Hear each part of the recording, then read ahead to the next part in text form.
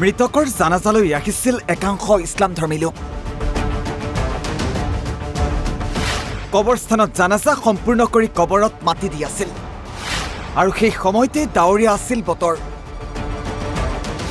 তেনে সময়তে জানাজাত অংশগ্ৰহণ কৰা লোকৰ ওপৰত পৰে বজ্ৰপাত। হয়, দক্ষিণ শালমাৰাৰ শালকাটাত সংঘটিত হৈছে এক শোকাবহ ঘটনা। গাঁওখনৰ এগৰাকী মৃত ব্যক্তিক দুপৰীয়াৰ সময়ত জানাজা দিবলৈ আহিছিল বহুসংখ্যক লোক। জানাজাৰ নামাজৰ পাছতে কবৰত মাটি দি থকাৰ সময়তে হঠাৎ বজ্ৰপাত পৰে। বজ্ৰপাতত ইলিয়াছ আহমেদ নামৰ ব্যক্তিজনৰ থিতাতেই মৃত্যু হয়। গুৰুতৰভাৱে আহত হয় আছাফুল ইছলাম, ছাইদুল ইছলাম আৰু আব্দুল খালেক নামৰ তিনি ব্যক্তি। লগে লগেই অঞ্চলটোত শোকাকুল পৰিৱেশে বিৰাজ কৰে।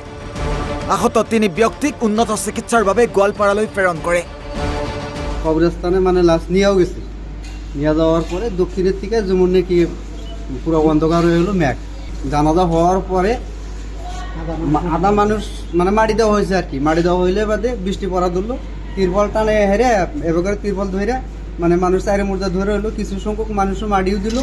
দেওয়ার পরে কোনো সাউন্ড টাউন কোনো জিলিক টিলিকের ভাষা আমরা পাইনি কে। মানে ওর নাম খালেক, ও মানে এরম নেশা খায় এরম করে বসে। হ্যাঁ, তাছাড়া ওই গাছের দক্ষিণে আর একটা চ্যাংরা উহুরে পড়ে রয়েছে, আর একটা চ্যাংরা আর গাছের পূব সাইডে মানে ওইরকম পড়ে রয়েছে। পরে এই যে গাছের পূব সাইডের যে চ্যাংরাটা ওই আগে যেটা পড়ছিল ওটা তো আর আগে নিয়ে পড়ছে। এই চ্যাংরাটা সালাম করা নিট বেটা সাইদুল। পরে আমরা পেপার টেপার ধরে মানে কান্দে করে নিয়ে হেরে পেপার টেপার ধরে তিরপলটা নিয়ে কান্দে করে নিয়ে শালকাটা বাজার পৌঁছায় না, অগবাড়ি পর্যন্ত পৌঁছায় না না পৌঁছে হেরে। পরে তারপরে টেম্পুট করে যেমন নাকি তো আইবিতে নিয়ে আসে।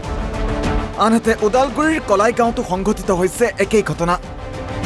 মৃতকক সৎকাৰ কৰিবলৈ গৈ নোৱানৈত উটি গ'ল এজন লোক। লোকজন টংলাৰ 50 বছৰীয়া জগদীশ বিশ্বাস।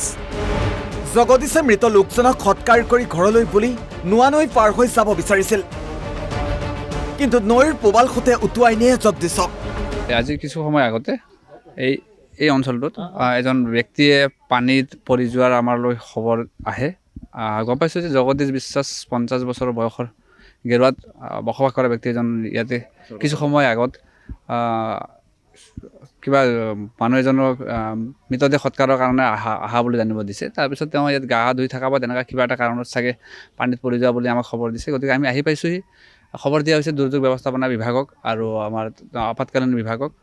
তেওঁলোকৰ টীম আহি আছে। আমি ৰেস্কিউ অভিযান আৰম্ভ কৰিব আৰু কৰিবৰ কাৰণে ব্যৱস্থা ল'বৰ কাৰণে কোৱা হৈছে।